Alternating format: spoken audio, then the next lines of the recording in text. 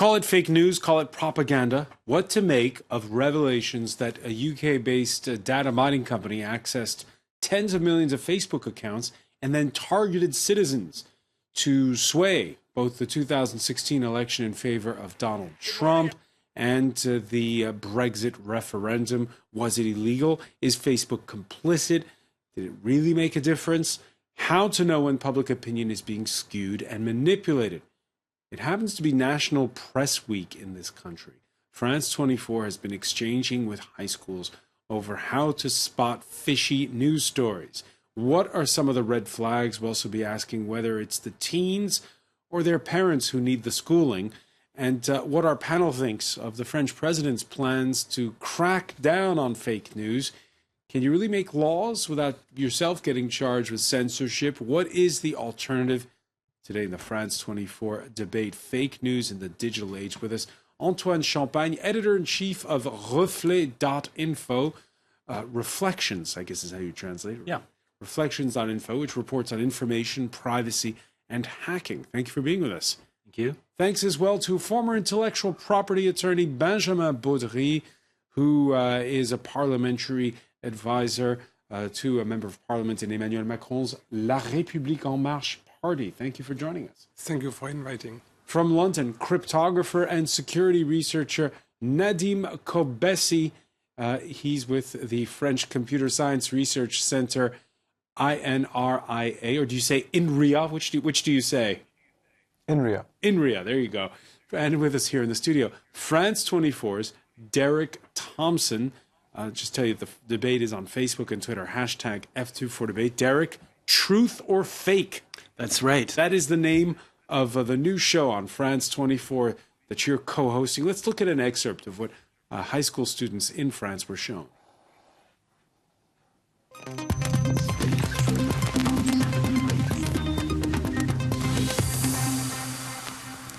Hello. As you know, not everything you see on the internet is true. Photos and videos can be manipulated, and the techniques for doing so are getting more and more sophisticated. In Truth or Fake, we're going to show you how to investigate the images you see online.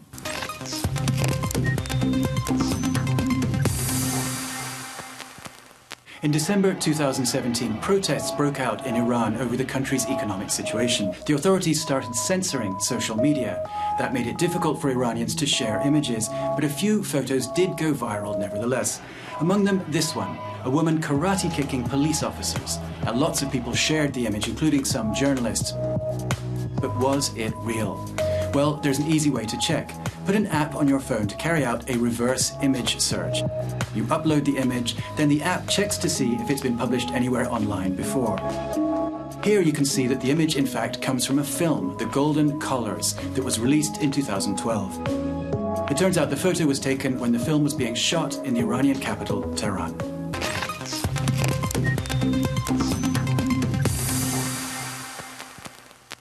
When you're looking for real news, checking the source is vital, and checking that the source is indeed what it seems to be. Now take a look at this. It appears to be the front page of Belgium's Le Soir newspaper. This article, published a few weeks before France's presidential election, claims that Saudi Arabia financed a third of Emmanuel Macron's campaign. However, this is totally false, but it takes a sharp eye to see why. Take a look at the URL. Now compare it to the real URL of Le Soir's homepage. See the difference? The fake URL is lesoir.info, while the real site's URL is lesoir.be, where BE stands for Belgium. And check this out. The fake site even linked back to the real site just to make things more confusing. This hoax fooled lots of people, including several politicians.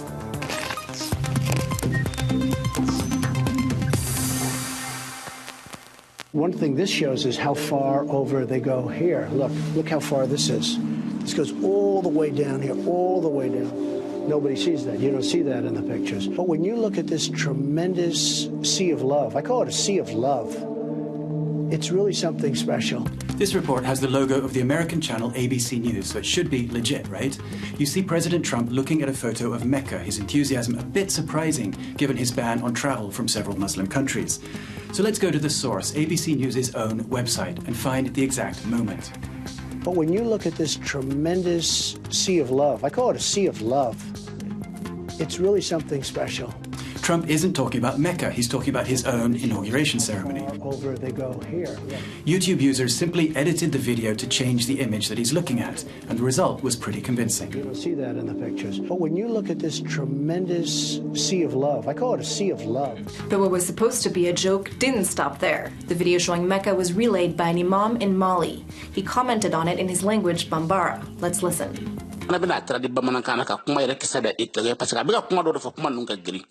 تجمع المسلمين في هذا المكان أكو أفله سلامة وبينيون فرانيونغا نيرو إنديلا الكابا كوريا سلامة وكان نين جما فرانيونغا كموتيفي كنيون فرانيونغا نكشوكولا كوني ماي أما فانو فرافرا كبونيونغا كما كورو ديوي. So this video was manipulated not once but twice, and it makes the US president say something that he never actually said. Derek Thompson, how did the high school students react? They were interested, which was good. That was gratifying. It's interesting. They hadn't really thought much about fake news and whether or not they have any role to play in fake news. The fact is that every time that an individual, whatever age they are, shares something that's fake, they are sharing in the responsibility for it. The headline that you have up there, "Your fake news," is very right. We are all fake news every time we share something. So these kids hadn't really thought about that. They were interested to find that there are tools that allow anyone very quickly to check some very basic things. One thing is that photographs are very often taken out of context. We saw that there with Donald Trump. That was actually some web users in Saudi Arabia who took a US news feed and then pasted a photograph into it. So that was web users in Saudi Arabia who did that as a joke, and then as you see, it was taken up by someone to turn around the words again. So these students were interested to learn that there are tools that are available to everyone that are very easy to use, especially Google's reverse image search, which allows you to see for any image that's online where else that image has been published online and when. So it allows you to see whether it was in fact what it says it is. And so these kids were interested in that. They wanted to learn more, but they'd never had the reflex to think before they share. And what we tried to be as didactic as possible and tell people every time you share something, think about it. Do you think it's true? And verify it. And we tried to give them the tools to verify it. Yeah, so when you hit send, it's out there, and you're become a publisher in a way. Absolutely, and you're sending it to your 10 or 50 or 100,000 friends, so it's propagating very, very fast. And of course, that's the difference between the old days when you could send a newspaper clip. You could you have had propaganda and disinformation and fake news it's probably existed since Gutenberg. But when you see the way it can happen so fast now, Antoine Champagne. What do you tell young people? What I would tell them is to shut down their accounts on those platforms, like Facebook or whatever. Shut them down? Yeah, sure. Because they are giving away their personal information. And in personal information, there's personal. It's personal. It's what makes you different from another person. So you're just giving this information for free to companies that make money with it. And now we see that some brokers or people can access this information, probably through the APIs of Facebook or Twitter or whatever. They get the information and they build profiles and they use it for a psychological operation, which has always existed, but now the technology is more efficient. Right, and for fighting fake news, but that's not realistic, of course, to tell young people to get off Instagram and Facebook and Snapchat. Yeah, I don't know. Maybe there's a new platform that will appear someday and replace Facebook, maybe with ethics, because it all comes down to ethics, those who code it. What will be done with the technology that they are coding. But yeah, my idea is that they should shut down their Facebook account. Nadim Kobesi, how ignorant are young people? Is it young people who are ignorant, or is it older people who are ignorant when it comes to what's real, what's not, what's disinformation?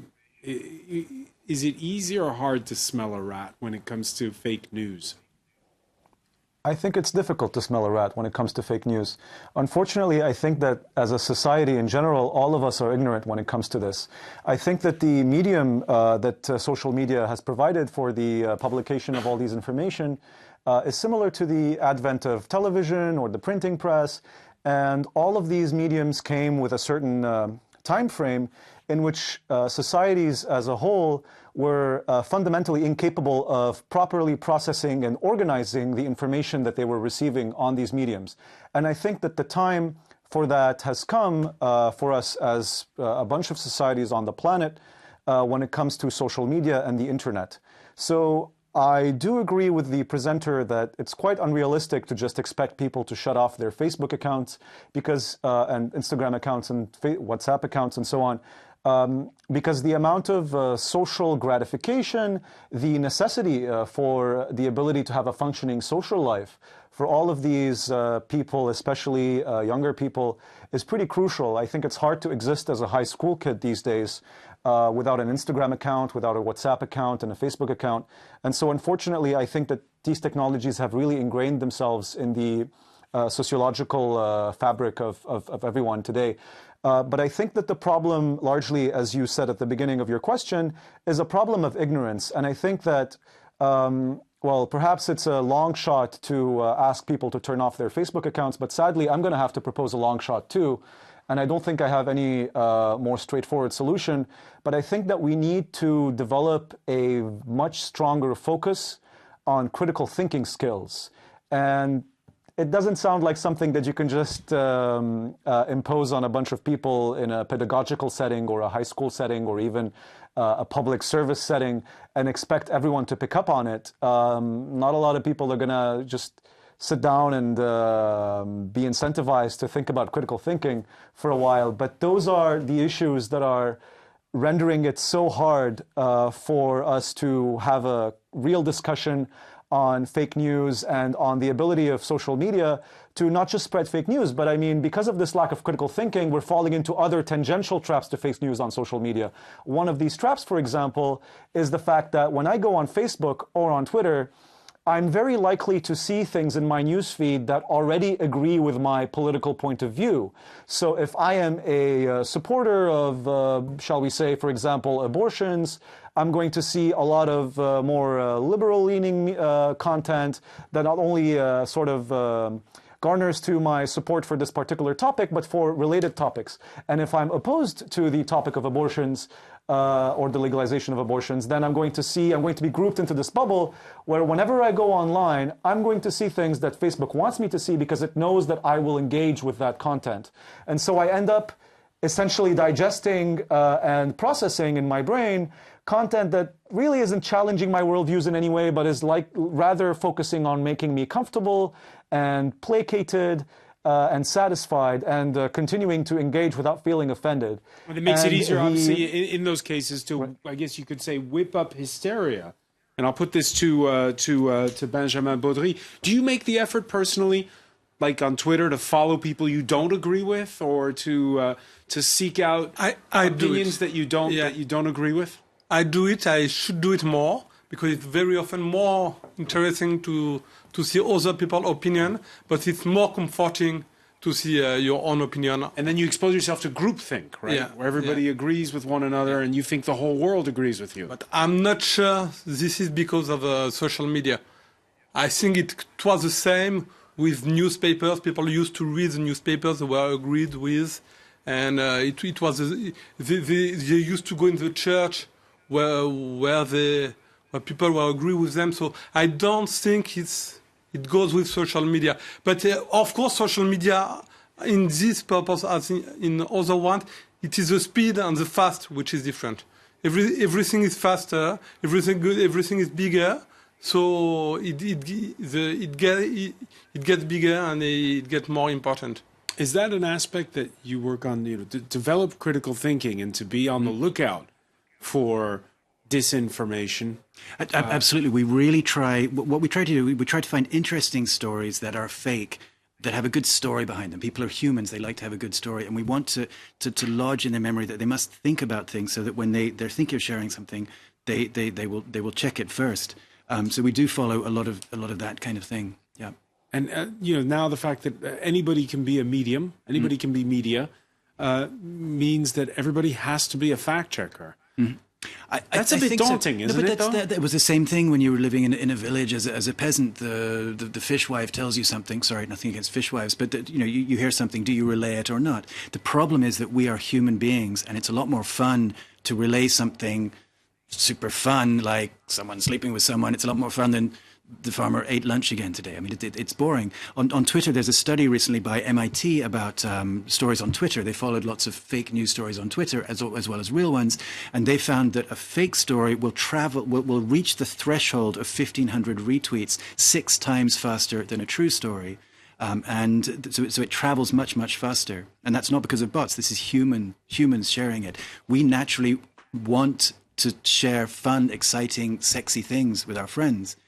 And that's part of a problem. We need to hold ourselves back. And as the editor-in-chief of a website, Antoine, of course, there's the story now, and there's the reaction to the stories. Before, the letters to the editor of a newspaper were something you got 5 days later. And in those stories, there are so-called trolls. So there's information and disinformation playing out in real time. Yeah, but sometimes in the comments under the paper, you can see trolls coming, and also the other readers that will engage with the trolls and make some balance. We don't have to intervene most of the time. But also, I would like to comment on the idea that we are all editors now, and we can publish at any time. Everybody is a media. That's right. But you don't need to be on Facebook to publish your stories. The technology that allows you to interact with other persons pre-existed Facebook. It's internet technology. You can publish on a website. You can talk with someone using IRC. You can send an email. You can reach to your friends and people you've not seen for a long time using those technologies. You don't need to be on Facebook for that. Don't need to be on Facebook, but a lot of people are. And so if you want to reach them, it's an effective way. Saying to somebody, go read my blog, is a lot harder, perhaps. I don't know.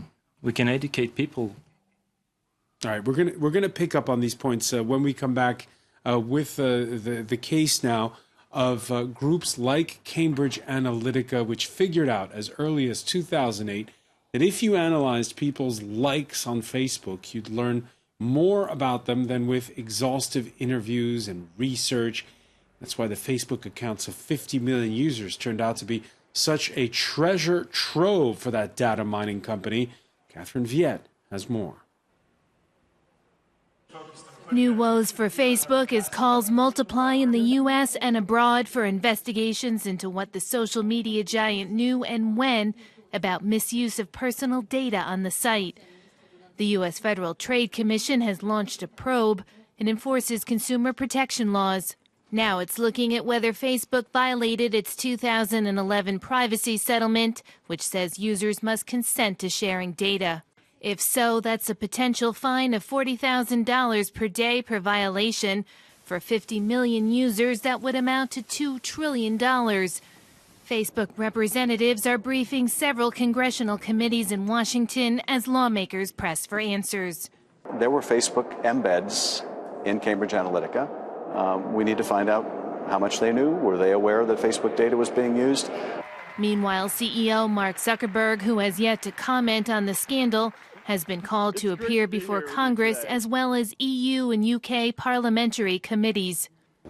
This ultimately is about people's private data. They would have had no idea that it was being harvested in the way it was, and certainly no idea that it ended up in the hands of a company like Cambridge Analytica.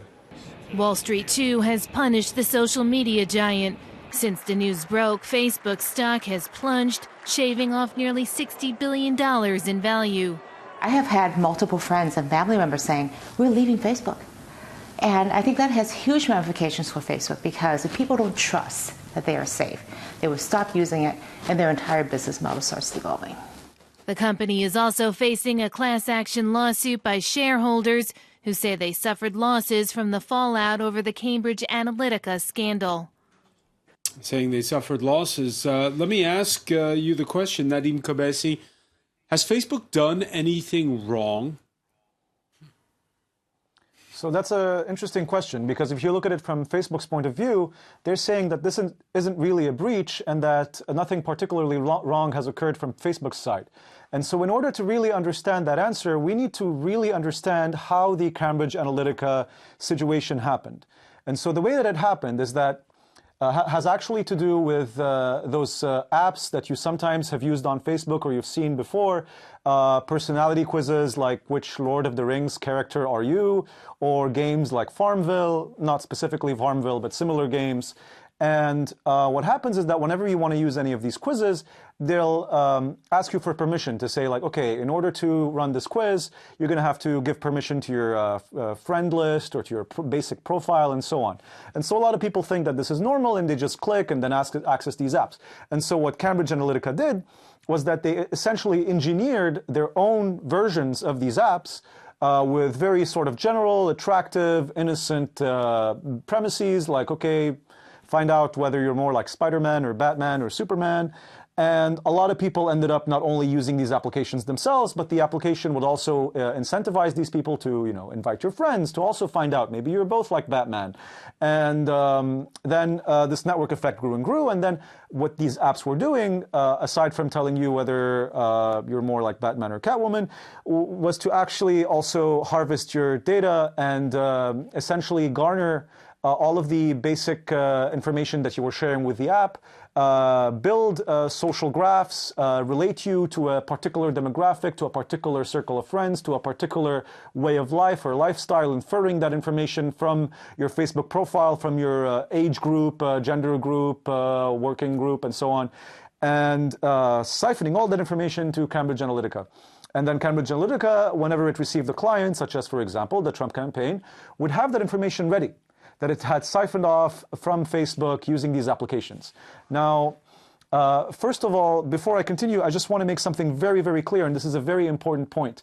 This has happened before in many different scenarios. Cambridge Analytica is by far not the only company who has been doing this. A ton of companies have been exploiting the fact that you can just harvest a bunch of information on Facebook users through a regular quiz or game, and then use it for whatever you like, build the data set, sell it. Excuse me. Is it illegal? Unfortunately, I don't have the legal competency to make that assessment. I'm actually a security researcher and a cryptography specialist. And is it wrong? On an ethical level, so it's very easy for me. I would be taking a very short road for me to say that it is wrong. I would still say that it's wrong, but I just want to clarify on how I mean that. So Facebook has tasked itself, it has willingly adopted the responsibility of having to deal with the privacy, the security of the information of billions of people.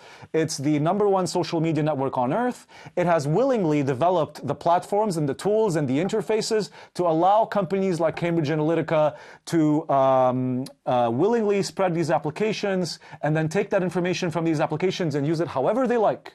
And it has allowed Cambridge Analytica to do this. It has allowed a ton of companies to do this. And whenever something like this has happened, whenever there's any kind of breach in Facebook security, whenever someone discovers that, oh, logging into other people's accounts is too easy. Oh, seeing what other people are doing online is easy even if I'm not part of Facebook. Oh, Facebook's advertising platform makes it easy for me to swing around entire political campaigns, change the moods in entire sub-Saharan African countries. All those things that Facebook makes possible, Facebook's response has been first and foremost, and I say this as a security researcher, political and not technical. The response has been to sort of assure the security research community, the political community, the legislative community, the executive community, the tech community, that, oh, Facebook's on your side, Facebook sees things the way you do, and we're working towards solutions together. But hey, don't forget, the problem is hard. And Facebook appreciates that the problem is hard, so you need to work with us here. And all of these platitudes that as a security researcher I've been seeing for so long. But the notion of Facebook actually tightening its security, actually moving in a direction that legitimately, mathematically, on an engineering and technical point of view, makes these things impossible to occur again, is not a venue that Facebook has pursued seriously.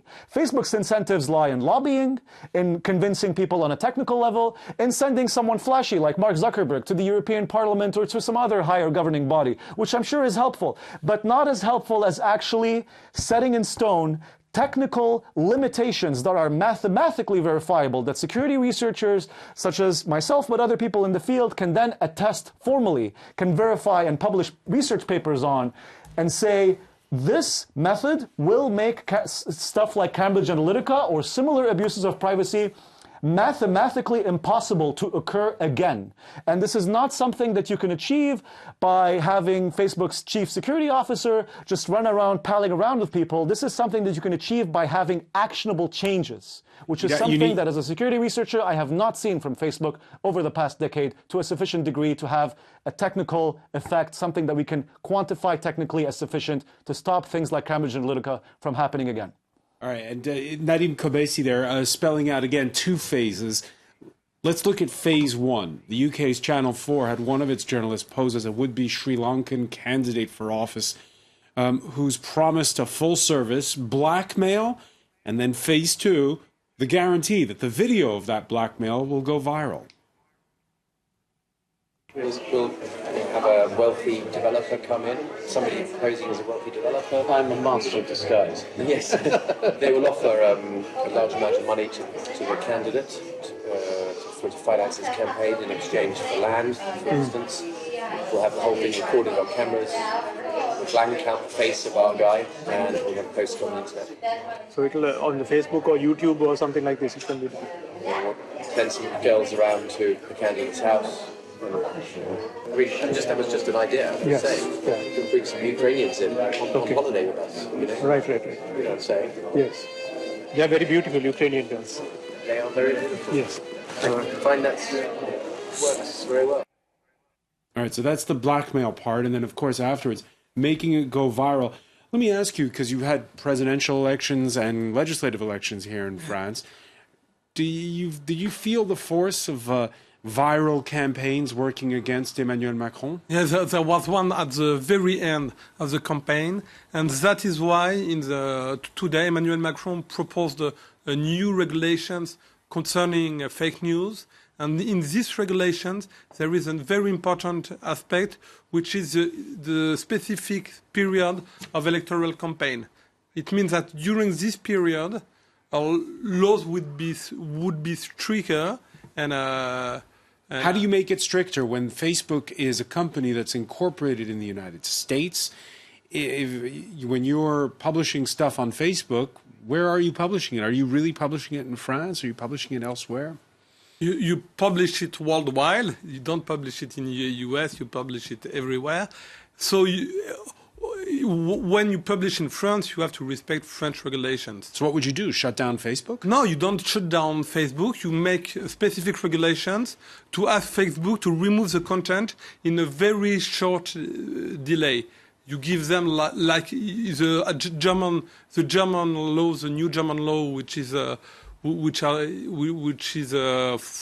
2018, means they have 24 hours to remove a content from their website.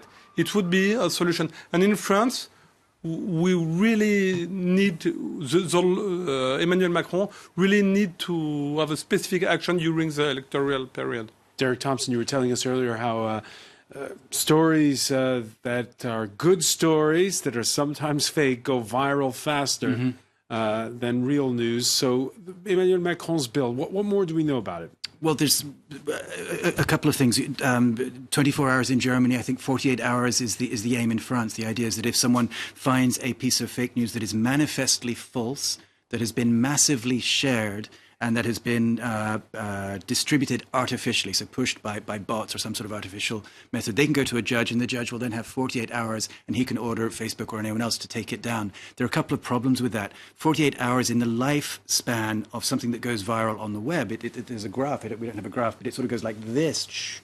And that 24-hour period is critical. That's where things really go viral, especially on Twitter and on Facebook.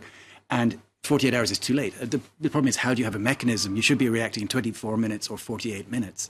It's impossible to have a mechanism for that.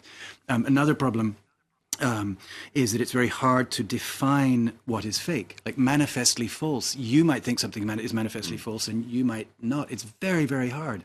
I'm not saying I could do a better job, but it's very, very tricky to do this. And who decides it? Antoine Champagne, can you legislate against disinformation? No, of course you cannot. And as you said, something that's true for someone is false for someone else. And it happens that governments, even Emmanuel Macron's one, they have Twitter accounts that do propaganda, which is normal, it's politics. So they are also using a bit of truth and a bit of lies to push their agendas. So not necessarily truth and lies, right? It can also be truths or half-truths or emphasizing.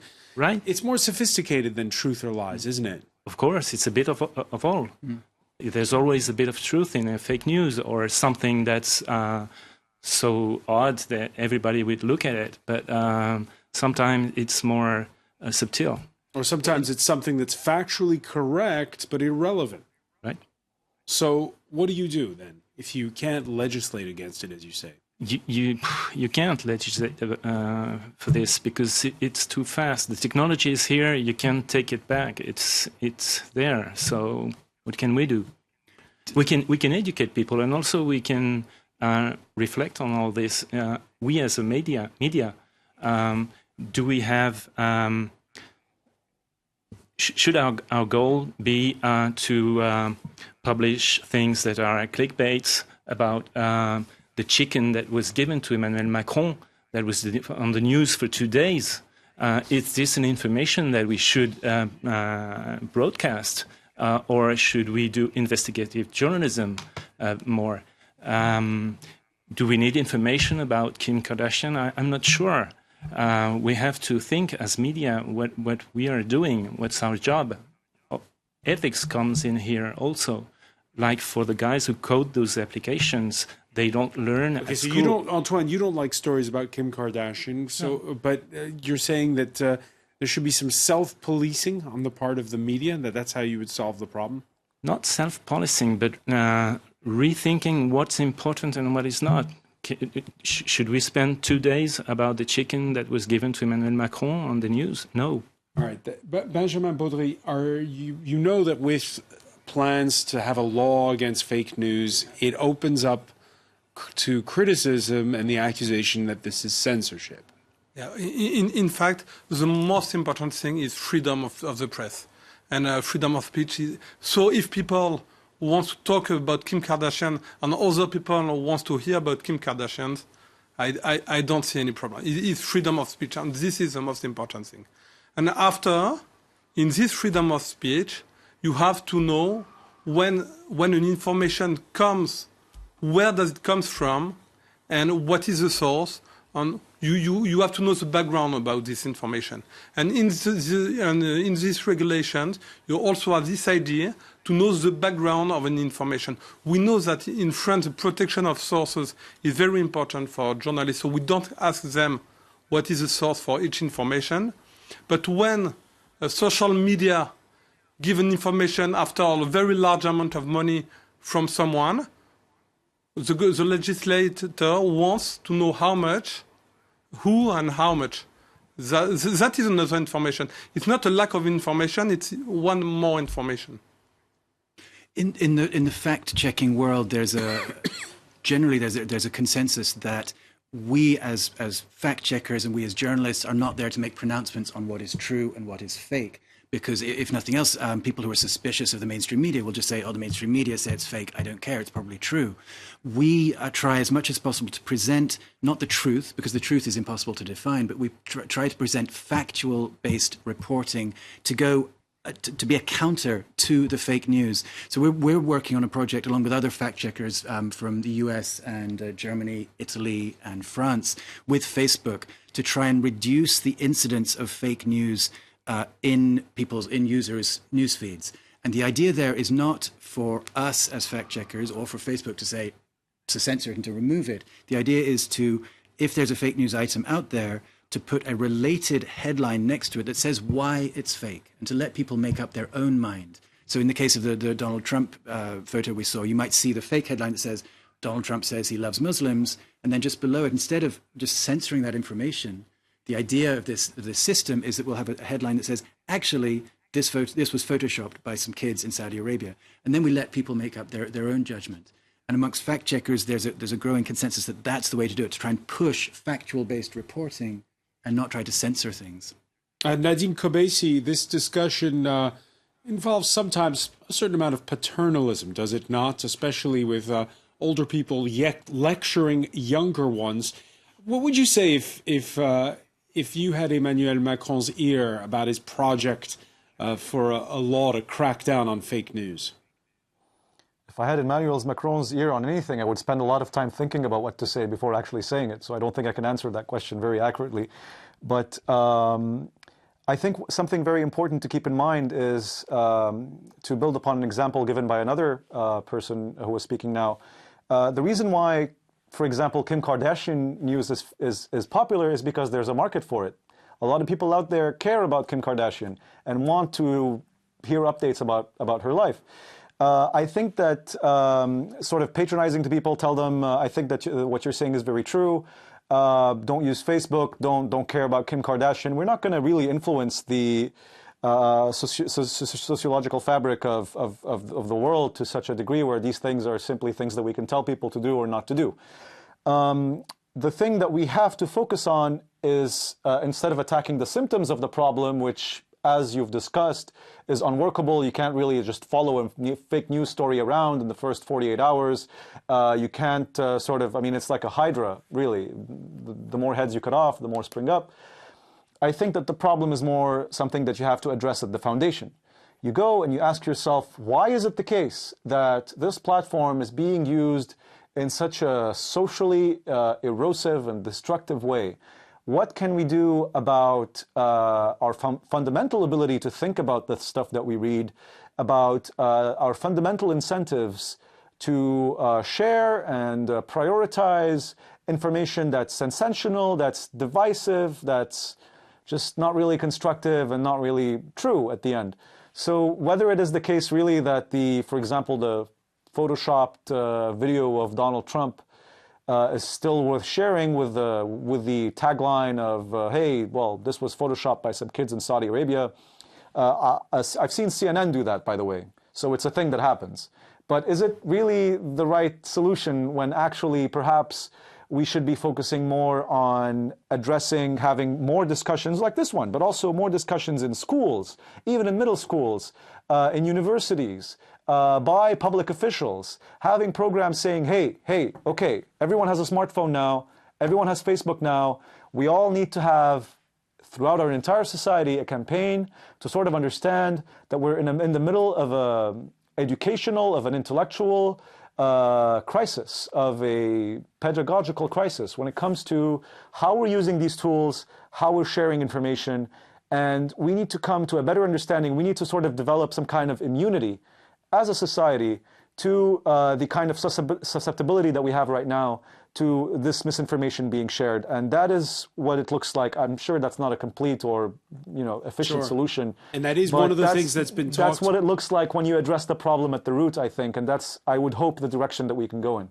And that's certainly, it's one of the suggestions that has been put forward of having these discussions go as early, not as middle school, but even as primary school, to be talking about how to distinguish between what's real and what's disinformation or fake. I want to thank you, Nadim Kobesi, for joining us from London. I want to thank as well Antoine Champagne, Benjamin Baudry, Derek Thompson. Stay with us because Media Watch is next.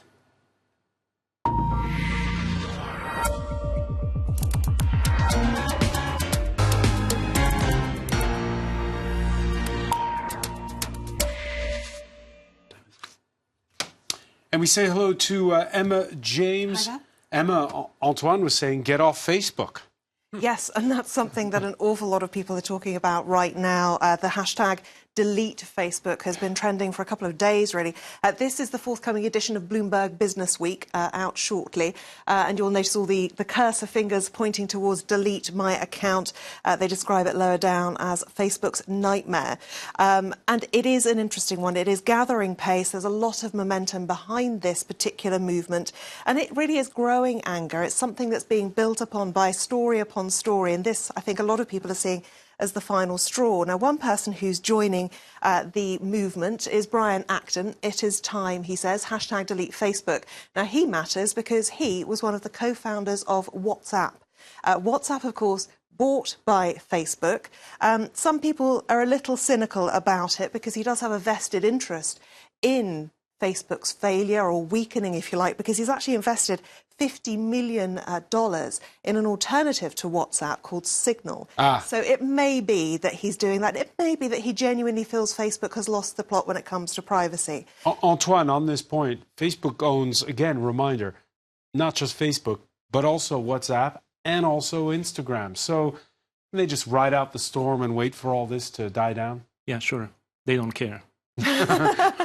Very true. Lots of people taking to Twitter to make jokes about this one. Delete Facebook. I'd love to, but how will I find out if it's snowing? How will I see racist comments from people from high school that I hated? Because lots of people have bad things to say about Facebook. I don't know if I can delete Facebook. How else am I going to watch the kids of people I barely know grow up, says Sarah Cooper, a comedian. And this one too, I've decided to go door to door showing people photos of my cats instead. A theme actually that's been picked up by Martin Shovel, the UK cartoonist, his life after Facebook, showing a picture of a cat to someone who then holds up a little thumbs up symbol. It does make the whole thing of social media and likes and the sort of sad faces and all that sort of thing really seem rather bizarre, it has to be said. However, a lot of people talking about the fact that Facebook has basically become the photo album for the digital age, and a lot of people don't want to delete Facebook because they're worried about how much work it would take for them to actually recover all of those images, and it would be quite a lot of work. 250 billion photos have been uploaded to Facebook, just to give you an idea of how many images there are out there. And this Twitter user as well saying that for years I've been giving Mark Zuckerberg access to a wealth of data about me in return for the ability to keep 139 people, many of whom I barely recall from high school, updated on my life. In light of recent events, that no longer seems like a good deal for me, and a lot of people are saying that. However, not everyone is quite so gung-ho about the idea of deleting Facebook. This article on Gizmodo is talking about actually we just need to use Facebook smarter, and it gives us lots of tips about how to share less data than we are currently. One of the things that I thought was interesting, partly because I do it all the time because I forget all my passwords, I connect to third-party apps via Facebook so that I avoid having to give my password when I've forgotten what it is. But apparently that is one of the worst ways in which we can just ensure that data is out there being given to all sorts of people. Quartz has a very different take on it. They say that the delete Facebook movement is the perfect opportunity to get happier, apparently. They say that a lot of the things we think we need in life are actually 100% optional. And they say that they point towards a scientific study that found Facebook actually makes people feel less connected rather than more. And there is a tendency not to bother to pick up the phone and call people because you've just seen their update on Facebook. They also point out one other handy advantage is that it will actually increase the life of your smartphone battery if you get rid of Facebook from that. Increase the life of the smartphone battery. Of course, Facebook, they have executives that are going to be testifying over the next few days. There's one man, though, that people really, really want to hear from. Very much so. And it's interesting, really. Where Zuck is a hashtag that's been trending quite a lot over the last few days because we haven't heard much from Mark Zuckerberg himself. He is expected to speak within the next 24 hours or at least issue a statement. But this is typical, really, of what we're seeing. Don't know why we expected Zuck to live up to the idea of the noble nerd. We all saw the movie, right? Meaning, of course, the social network. Absolutely, social network. And there are questions to be asked about Mark Zuckerberg, and you do wonder whether we only have ourselves to blame. The actor Jim Carrey has been doing drawings like this of Mark Zuckerberg. That one says fake book. He's done a new one today, which I can't show you because it includes a rude word. Handily, somebody else has used it in a headline where they've used asterisks. But basically, he's highlighting comments made by Mark Zuckerberg himself back in the very early days of Facebook when he was at Harvard, where he said messages went public in 2010. So we've known about this for 8 years, his attitude towards privacy. He said, if you ever need information about anyone at Harvard, just ask. I have over 4,000 emails, pictures, addresses. People just submitted it. I don't know why. They trust me. Silly people, only that's not the turn of phrase that he used. So you could say that perhaps we should have known what we were getting ourselves into. And certainly a lot of people think that we need to take a bit more responsibility for ourselves, this Twitter user included. If you're worried about companies using data to target you, then you need to delete your Facebook, Twitter, Instagram, Snapchat, but also stop buying from Amazon, stop searching with Google. Because, of course, we've all got so used to that creepy phenomenon now when we're on Facebook. We've just used Google to look up the next pair of shoes we want to buy, and we go onto Facebook and immediately they bring up those shoes like magic. And it is creepy, but it's something that we've all got very used to, and perhaps we need to actually sit back and think what the reality is of what's going on with our data out there. Or either accept it or bail out. Bail out. Whether or not that's possible. That's a subject for another show. I want to thank our panel once again. Thank you for joining us here in the France 24 debate.